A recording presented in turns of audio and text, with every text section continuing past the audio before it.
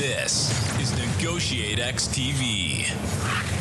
Hey everyone, thanks for joining us on the NEGOTIATEx podcast. We are continuing our conversation with Linda Street, the CEO of Simply Street MD Negotiation Coaching. If you haven't already checked out part A of this show, be sure to do that first. Let's jump into the conversation with Linda. Linda, so these are obviously going to be a little bit more difficult conversations because you may be asking for something that may not be the norm or the norm for that hospital. So how do you advise them to kind of set this in the framework as, hey, this is a win-win for the hospital, a win for me as the physician? How do you frame it so that maybe you could get a little bit easier support from the hospital? Yeah. And I think that's where that preparation comes in, because if you show up and you just say, I'm valuable to you, I want a scribe. Okay. Like, done. That's not really going to get you as far as if you've done the work to say, okay, I'm going to assume, since this is outside of the norm, that they don't see why this is valuable. So just go in with the assumption that you have to convince them. Kind of like when I go in to talk to a patient, like if they don't know why insulin is important for diabetes, they're not going to take it. They're like, you want me to give myself a shot every day, like a couple times a day? What are you doing? So you have to educate them. Like you have to say, this is why this is important. This is what it will do for you. And same thing that you already know how to do with your patients, you can do with your administration. Like, hey, look, this is why this is important to me, and this is why it's important to you. And spend some time ahead of time thinking about why it is. So the scribe example, say you're in a for-profit healthcare system, because a lot of us are starting to work in those. Even the non-for-profits, like it's all fake. Like most of the non-for-profit healthcare systems are kind of for-profit-ish. And so say you know that that's their goal, and you know that the paperwork is soul-sucking for you, and you would like a scribe. So instead of saying, I want a scribe, you could say, look, I recognize that it is valuable for you. We have this 3-month backlog on getting in new patients for me to see as many patients as I can. I like seeing the patients, but I'm spending a lot of time doing the charting, which is necessary for billing and government regulations and all these other things. So I feel like if I had a scribe to do that for me during my patient encounters, I could probably see 1 or 2 more patients a day, and I would be happier in my position, and we'd be able to clear through that backlog a lot faster and make sure that those patients are happy and not leaving our system because they can get the care they need. Now, you've presented it in a way that these business people who you're interacting with can say, oh, I want people to stay happy and stay in my system, because if they're happy seeing you outpatient, then they're going to get their procedures done at our hospital. They're going to get their x-rays and labs and all these ancillary services that make hospitals money at our hospital. So I can see the value of you seeing 1 to 2 new patients a day. Also, the patients that you already have are going to be happier, because nobody wants to have an illness and not be able to see their doctor for 3 months. They want to see you while they're sick. And so if we can get in a couple more of those patients every day because somebody else is doing this paperwork piece, like that's valuable to the system. Even if it's a net zero as far as your individual billing, you can present to them why it keeps them happy. It keeps them in the system. Hospitals are obsessed with all these Press Ganey scores. It's kind of like Google reviews for doctors. And I have all sorts of thoughts, because all my negative ones have to do with like billing procedures that I have no control over because I work for a system. But they are really, really paying attention to these things right now. It's a big focus for them. So patients who get seen faster are happier. Look at that. We can improve our Press Ganey scores. So you just have to present it in the context of why it's helpful to them, even though you're asking for it because it's helpful for you. Yeah, and Nolan, I'm glad you asked that as a follow-on. What a great question, and thanks for your answer there, Linda. We've made a shift, it feels like, from that entry point negotiation for a brand new physician to now we're talking about, as I've been on the job for some time. Obviously, salary negotiations, these sorts of negotiations continue throughout a physician's career. Is the advice different for somebody who's starting off versus somebody who's they love their job, they love what they're doing, but as you said, they're recognizing I'm spending more of my time with paperwork than I am with patients. My current schedule is just wearing me out. I want to continue to do this. I just can't maybe do this at the rate I am. I've got other interests, as you were mentioning, your own business, or I'm asked to do extra things that I haven't really changed my compensation for. It sounds like with what you're saying, because you've kind of led us there already, the advice changes a little bit because now I've been in the system for a while. I've learned, and I'm going to use that as leverage in my next negotiation? A little bit, but I think the way our training is structured, we're training in clinical environments. So medical school is 2 years in a classroom and then 2 years out in the hospital seeing patients. And then residency is 3 to 7 years later where you are actively taking care of patients. And so you see as a trainee how your attendings, who are the doctors who are able to practice on their own, who are finished with training, you see how their lives look. You see what they're doing. What are the things that drive them crazy? You see their burnout. You see their success. You see a lot of that very hands-on. So I think while trainees may not feel it at such a visceral level of, oh my God, the charting is killing my soul, they're aware of it too. And so I think when you're negotiating on the front end, they may be less focused on those things. But my job as somebody who's 7 years out of training at this point, so I'm not that far in my career, but I'm further than they are, is to say, look, these are the things that I see as common themes for physicians. How do you insulate yourself from those problems from the get-go? Because it's kind of like preventative care versus fixing disease.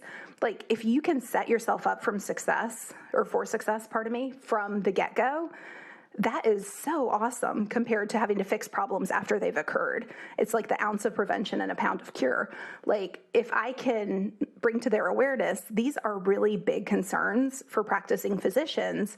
How can you get the things you think you want and the things you know you want based on where you're at now, but also insulate yourself from these things becoming problems later? And I think most trainees have enough awareness of what their attendings are going through that they can see that value. So they may not come up with it on their wish list kind of automatically, but once it's brought up to them, they can see, oh yeah, that would be valuable. For example, I just hired a partner not that long ago, or I guess my organization hired a partner for me. And I had to share, like, this is why a 4-day work week is really important. And part of it was selfish because I want the precedent I've set to be honored. But part of it was like, look, I have seen this with 4-day work weeks. I have seen this with 5-day work weeks for physicians. What are the barriers for you to a 4-day work week? And salary comes up, right? If I work less, I'm going to make less. Well, in some models of being paid in healthcare, that's not always true. So if I can say, hey, because you're less tired, because what we do is hard, like if you're doing that 4 days a week, you can have the energy to do it effectively and efficiently. You may not make that different of a salary 4 days a week than 5 or whatever. So like if I can present that to somebody new so that I can address their concerns and show them what options are available, then they can choose from an eyes wide open place and they get to pick what's best for them. And I'm not saying everyone should work 4 days, but I really do kind of feel that way. But it allows them to see, like, these are ways I can insulate myself. And no employer is ever going to be sad about you working more. So I always tell people who are going for their first job, see if you can advocate for a 4-day work week. And if they want you to work 5 days later, or if you decide I want to work more, then most people are not going to be sad about you giving more time to them. Thanks for sharing that, Linda. Really appreciate it. Are there common games or tactics that potential employers, hospitals, ambulatory surgical centers, and others utilize in contract negotiations? And how do you coach physicians to manage these challenging methods? Yeah, so there are definitely some that I see come up a lot. Every system is a little bit different. Every single negotiation is a little bit different. But some of the common ones I see are, this is just what we pay. That I always prepare people to respond to that. And I'm going to answer both questions kind of simultaneously. The way I tell people to look at this is you have obstacles. These are the things in between you and getting what you want. If you wait until those obstacles come up, you have to like sit there and stare at them and figure out a plan. And you're in the middle of things, your adrenaline's pumping, your cortisol's high. Like it's harder to do that. Versus, why don't we just anticipate these? Because there are certain things we can anticipate are potential barriers and come up with a solution from a place that is less cortisol driven. Because when you're in a high stress environment, your brain is automatically designed to protect yourself. And so your brain's going to go into these cortisol rich fight or flight kind of moments because it can't tell the difference between a negotiation with your boss and running from a tiger. So your brain is in that like singular focus, keep you safe, save you from the tiger kind of place. You're probably not going to come up with the best creative solutions from that spot. So if you can ahead of time anticipate, okay, what are the barriers that might be presented to me? Okay, they're going to say, this is what we pay for this job.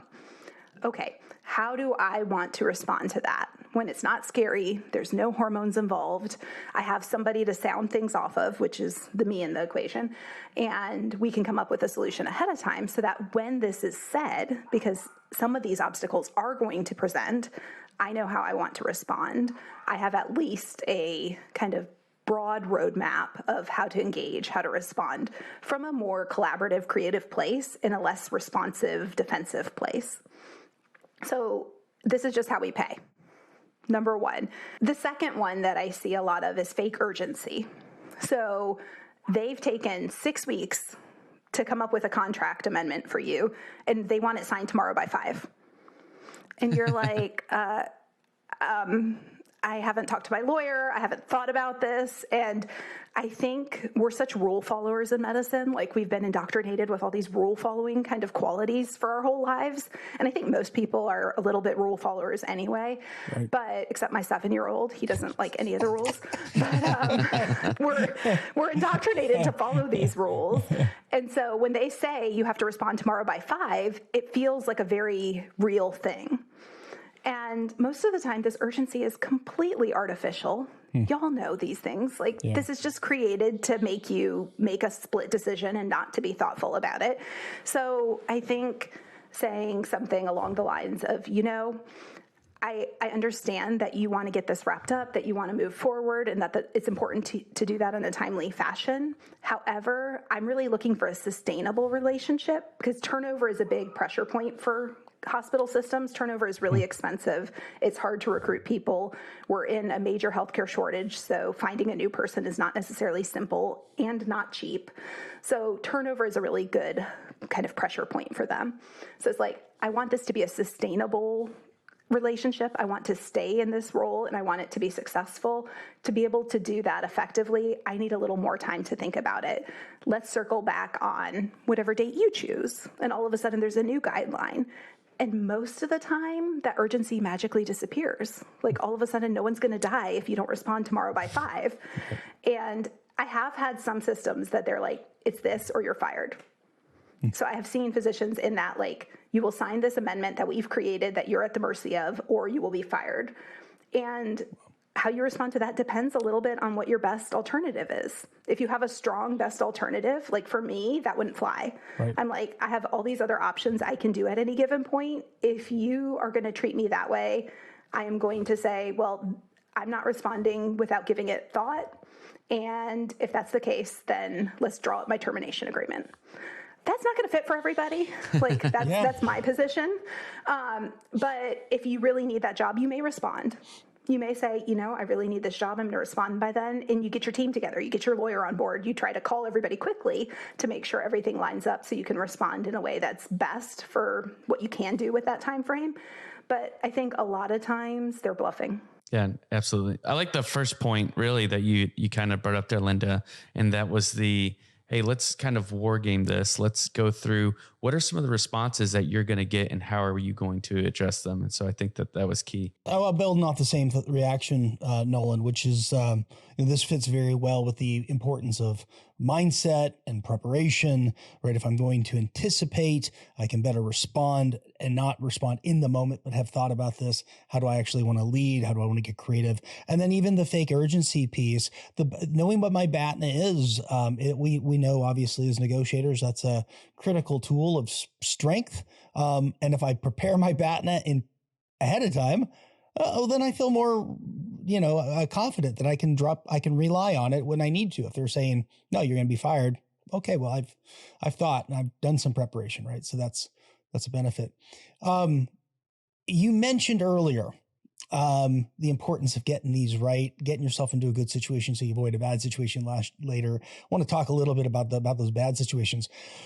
I mentioned, so my wife graduated from nursing school, but began practicing in the local hospital last year. She loves the culture, the environment. We know that's not always the case. We know that medical professionals often find themselves or sometimes find themselves in bad or even toxic situations. Have you ever had a client kind of in that situation who wants to negotiate themselves out of their predicament? And what's your advice for doing that? That seems a lot stickier and harder to do. I feel like that's half my negotiations, Wow. unfortunately. Wow. So yeah, I mean, I think there are twofold facets to this. One is on the front end, the more you can kind of have an exit strategy built into your contract, the better off you are. So the big things that come into play for physicians trying to negotiate out of situations are tail insurance. So I have had doctors have to pay more than they actually earned in the job to get out of the job, which is mind-blowing and insane. But I'm an obstetrician by background. Obstetric malpractice insurance is really, really, really expensive because if you are sued successfully for something, these are children who are going to live with things for forever. So they tend to be really expensive claims. And so to get out of a job, you may have to write a $100,000 check to pay for what's called tail insurance, which is insurance for things that happened before in case you get sued later. So insurance is a big golden handcuff for doctors, and making sure you have the right kind of insurance on the front end in your contract can really help you to be able to have safety leaving if you need to. Non-competes are a huge one, and there's all sorts of flurry about that. And this was one that got me. I stayed in a job that was very toxic for me for a solid year, maybe 2 years longer than I should have, and I was only there for 3. And a lot of what drove me to stay was I had a non-compete. I couldn't work and live in the area I lived in for at least a year if I left this job.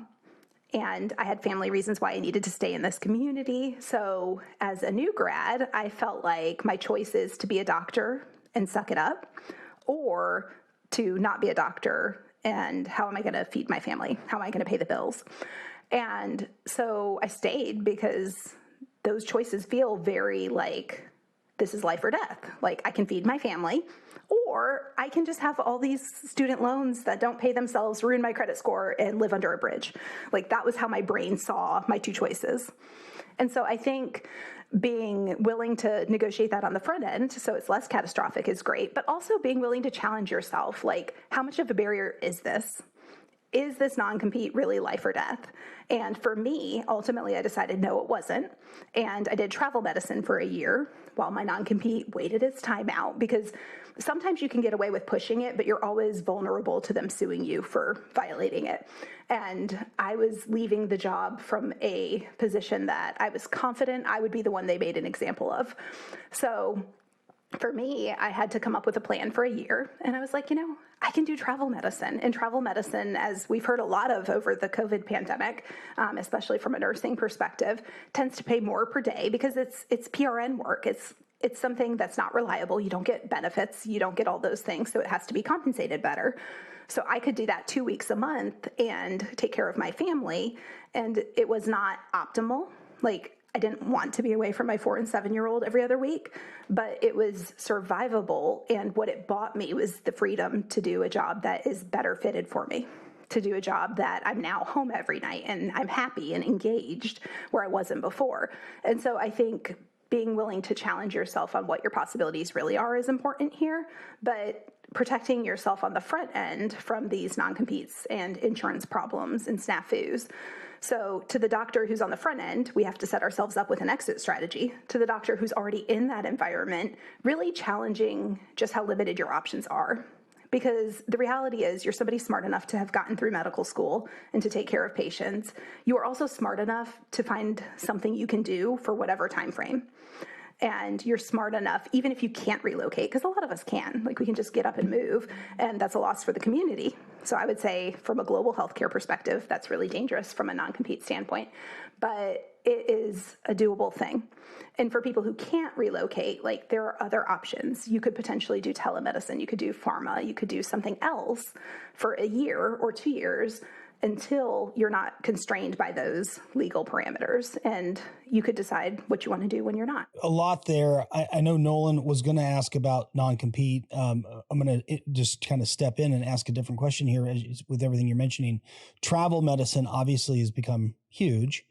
In terms of how travel providers match with folks who are it's based at that hospital, does this create any discrepancies for hospital operations and within the medical field with kind of an apples to orange compensation, roles and responsibilities dynamic, is it a long-term solution or is it just a Band-Aid to get us through the shortages we have right now? So yes and no to both of those. It's always been around. Like, it's always been a critical way to provide coverage in places where you may not have an abundance of people who do one role. So for me, I'm a highly subspecialized person. There may be several places where the people who do what I do are by themselves. I'm by myself. Like, I don't have a partner at the moment. So if I want to have a vacation, God forbid, as a human, then they may or may not need to bring someone in to cover my clinic.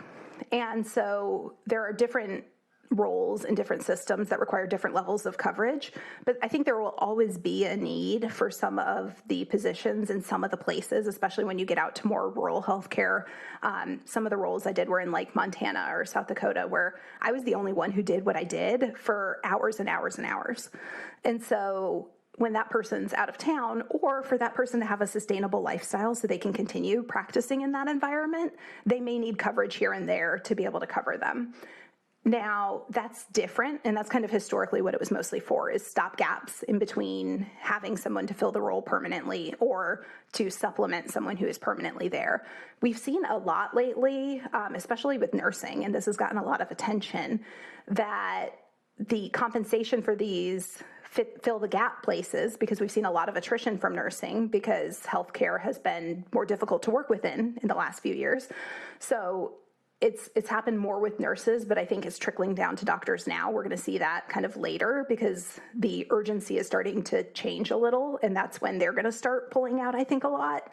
But when there's an urgent need to fill, people are willing to pay more for that because the value of having that gap filled is high. And they're not constrained by the same things for a travel person from a fair market value and kickback statute as they are with a permanent person. So they can compensate more highly. And what that led to in the pandemic with nursing is, if I'm a nurse working in the ICU and I'm familiar with the system, so I'm probably doing more work because I'm not being slowed down by learning the computer keys, by knowing where the bathroom is, like basic things that you understand when you work somewhere for a long period of time. If I'm seeing that I'm making $50 an hour, and this person just waltzes in from God knows where, and they're making $100 an hour to do the same thing less, then that led to people quitting their jobs to fill those roles, often in the same town. So they just go to a different system across town, or they'd come back to their same system as a traveler and make more money. And so that's where we got into trouble, because there was such a discrepancy, and the people who were permanent employees were not valued. They were not treated with the value they deserved. And so systems ran into problems where now you have a lot of attrition and a lot more people coming in at these higher cost roles, which is not sustainable. So that's, I think, where it gets dicey. It'll be interesting to see how that's navigated. So, Linda, as you mentioned, the FTC has proposed a rule to ban non-compete clauses. We know you feel passionately about how non-compete clauses impact not only physicians' earnings, but also the medical field as a whole. You were talking about some of the strategies physicians might use to navigate this issue. Is there anything else that you'd like to add? Yeah, I mean, I just think they need to go away. They're designed for trade secrets. I can tell you, as somebody who's been an employed physician, like, I've never had trade secrets important enough to prevent me from working in town. And some of the planning, like if they're looking to expand a service into a certain area, you may be involved in some of those conversations. But I promise you, a year later, like, it takes so long to execute things in healthcare. A year later, you having that knowledge is still problematic if it was to begin with. So a non-compete does not erase that problem. It just is punitive. Like, it's used very frequently in healthcare as a golden handcuff. And this is my opinion. Other people have different ones. Most physicians have mine. But it is, I think, harmful from a sense of it disrupts communities. Think about the doctor you know versus the doctor you've just met, especially for people with complex medical conditions. Having to start over with a new doctor, there's such a trust level built into the healthcare relationship. That's disrupted. You have to start all over, so everything takes longer for the doctor and for the patient. Like, there's so much disruption at a person level when you have to start over that it's, I just think, really harmful to hold physicians to these. I've had doctors take my negotiation course. I often hear how they talk about these skills we've been discussing have applications in other aspects of medical care.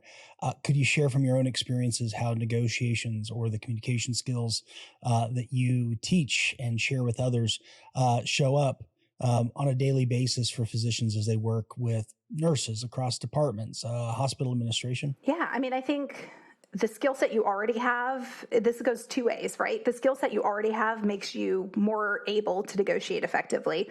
Being able to more ably negotiate helps you to have these conversations you're having in your daily life more effectively, because healthcare is so built upon communication. If I don't communicate with a patient well, I can't help them as well. Even something as simple as not taking medicine. So we'll use that as an example. It's a nice, clean one. Say a patient's not taking their medicine. If you don't know why they're not taking their medicine, you can't help them. It could be side effects. It could be expense. It could be a social cultural barrier. It could be that they don't think they need it. Like, however they're coming to the conversation, however they're coming to it, is where you have to meet them to be able to make a change. I can't help you take your insulin by explaining how to give yourself insulin if the problem is not giving yourself the shot, but the problem is affording the medicine. Like, I can tell you all day long how to give yourself a shot, and that doesn't change that you have to exchange money to have this drug. So you really have to be able to know what is important and where someone else is coming from to be an effective clinician. And that's the same skill set you're using with your employer to navigate your negotiation. So I think they kind of feed off each other because they're conversations.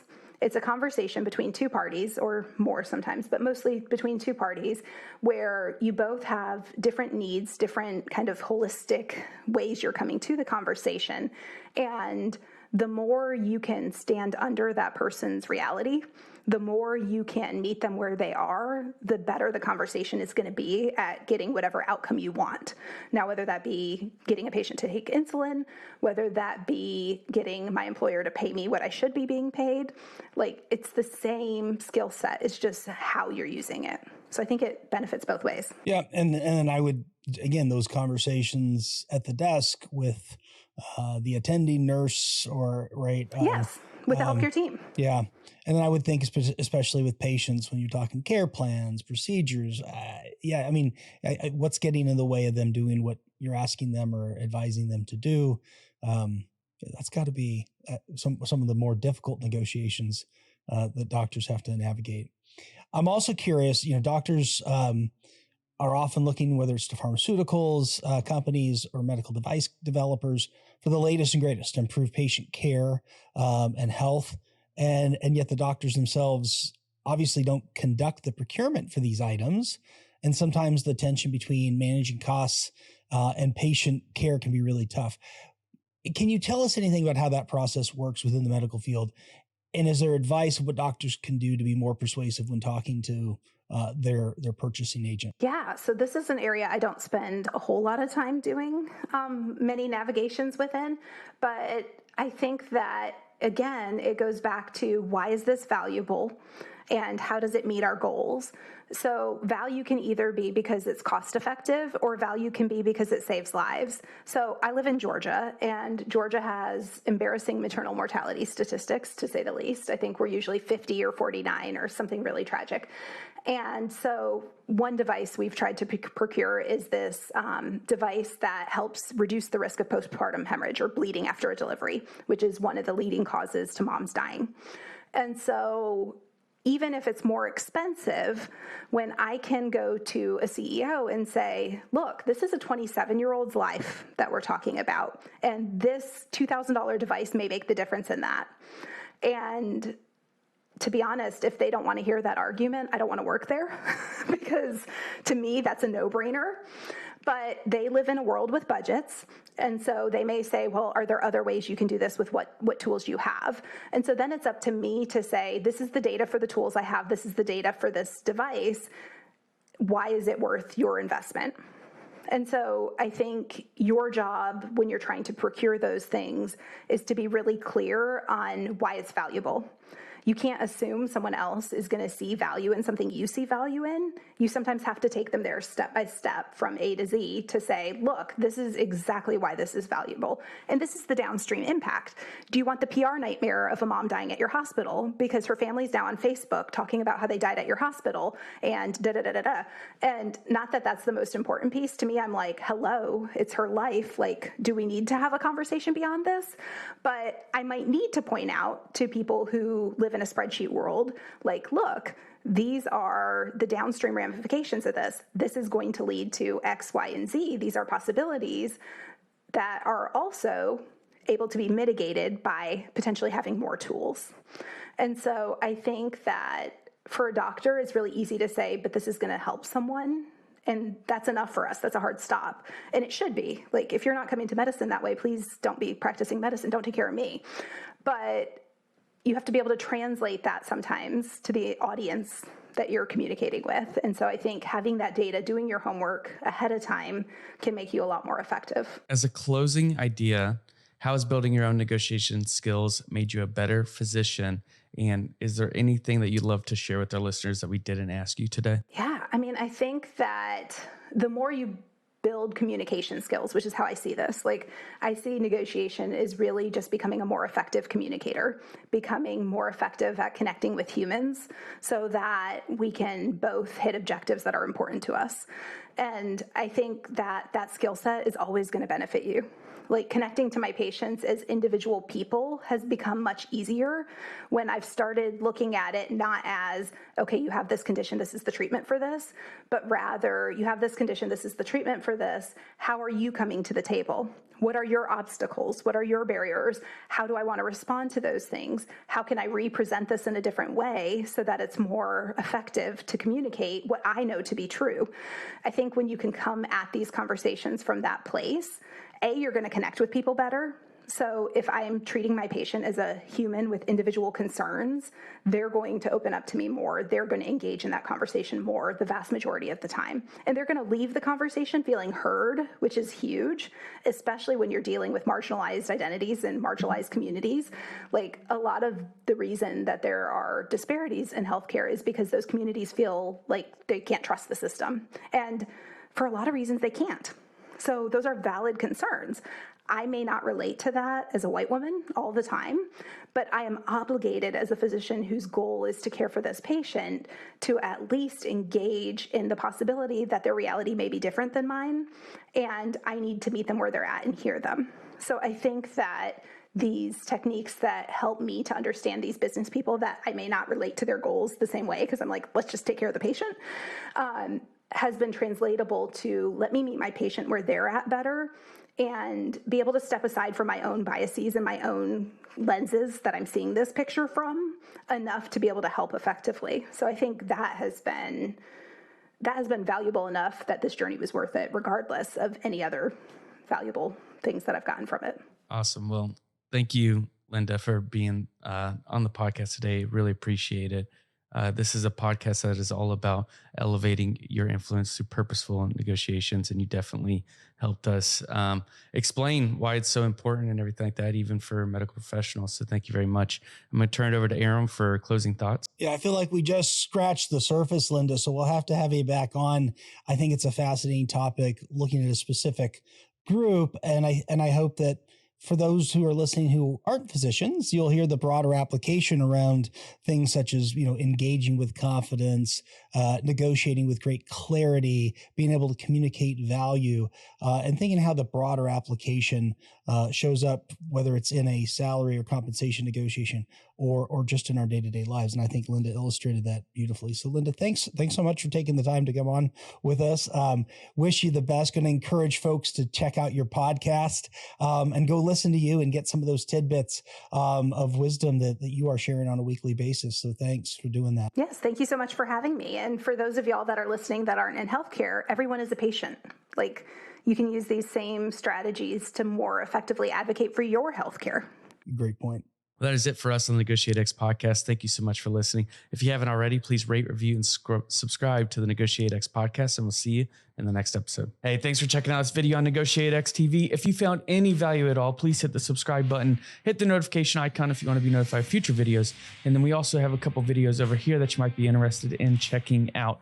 If you in your small business, your team, are looking to get negotiations or leadership training, then you can head over to NEGOTIATEx.com and learn more about the coaching services we offer. Thanks, and I'll see you over in the next video.